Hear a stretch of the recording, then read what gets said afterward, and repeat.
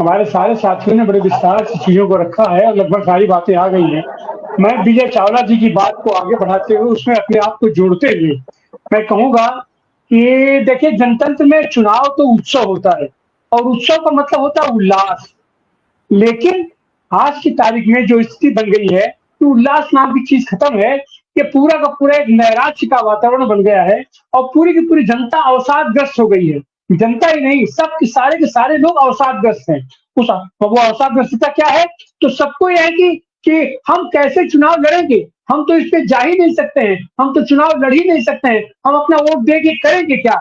माने एक तरीके से पूरी की पूरी इस जनतांत्रिक व्यवस्था पर अविश्वास का प्रश्न चिन्ह खड़ा हो गया है। और उसके पीछे कारण क्या है? तो वही है कि पूंजीवाद, नव उदारवाद ने अपना ऐसा रूप दिखाया है और ऐसा ढांचा पांचा बना दिया है कि चुनावी प्रक्रिया से ही सबका ये विश्वास उठ गया है। फल क्या होता है? परिणाम क्या होता है कि साहब ये लोग अच्छा उसको उसके पीछे कारण भी क्या है कि पूरी की पूरी देश की सारी संपदा ला करके इनके हाथों में रखती जाती है, हमारे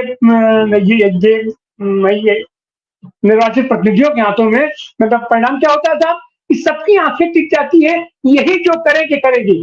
जो ये है कि ये हमारे निर्वाचन प्रतिनिधि हमारे सेवक हैं, हमारे स्वामी नहीं है, हमारे स्वामी नहीं है, ये हमारे सेवक, ये हमारे मात्र प्रतिनिधि है। हमने उन्हें अपना संपर्क अधिकार नहीं दे दिया है, लेकिन जो नरेशन कराया जाता है कि यही हमारे राजा है, यही जो करेंगे वही होगा, ये जो कहती है वो हमारी बात हो जाएगी। ये परसेप्शन जब तक खत्म नहीं होगा तब तक हमारा स्वस्थ जनतंत्र नहीं बन पाएगा। इसके लिए जरूरी है कि पूरा का पूरा मनोविज्ञान बदला जाए, पूरी जनता जन मनोविज्ञान बदला जाए। जनता को यह समझाने की आवश्यकता है, या जनता इस बात को समझे कि नहीं, संप्रभु वो है, वो जिसको चुन के भेजती है, वो उसका मात्र प्रतिनिधि है, वो उसका स्थानापन्न नहीं है।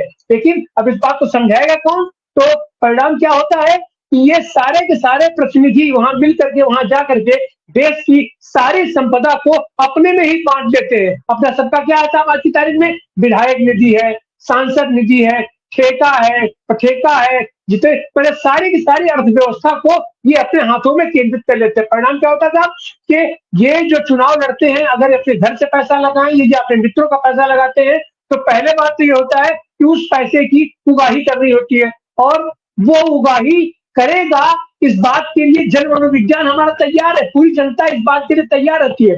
जो जनता अपना जानती है कि अरे भाई वो आदमी तो 5 करोड़ लगाया है तो क्या करेगा, वो पैसा तो वो सुनबे करेगा।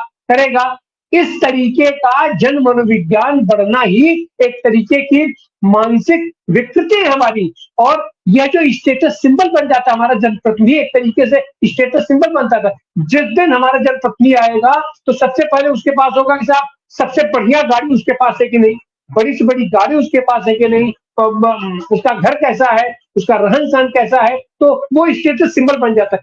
जब तक जनतांत्रिक व्यवस्था, तब तक हमारी सुदृढ़ और ये सुव्यवस्थित और मजबूत नहीं होगी, जब तक पूरी की पूरी स्टेट की सारी संपदा स्टेट के पास रहनी चाहिए। और ये हमारे जितने भी प्रतिनिधि हैं, इन प्रतिनिधियों को हम सरकारी सुविधाएं भले चाहे जितना दे दें, इनके हाथ में हमें कैश नहीं देना चाहिए, या इनके माध्यम से कैश का बंटवारा नहीं होना चाहिए। अब लेकिन ये बात कौन ये बात करेगा कौन? तो जब हमारे नीचे से लेकर ऊपर तक जनतांत्रिक प्रक्रिया इन्वॉल्व होगी, जनता इन्वॉल्व होगी, लोग इन्वॉल्व होंगे, राजनीतिक दलों में भी लोग इन्वॉल्व होंगे, राजनीतिक दलों की भी एक अपनी जनतांत्रिक प्रक्रिया होगी, तभी इसका संचालन हो सकता है इसका।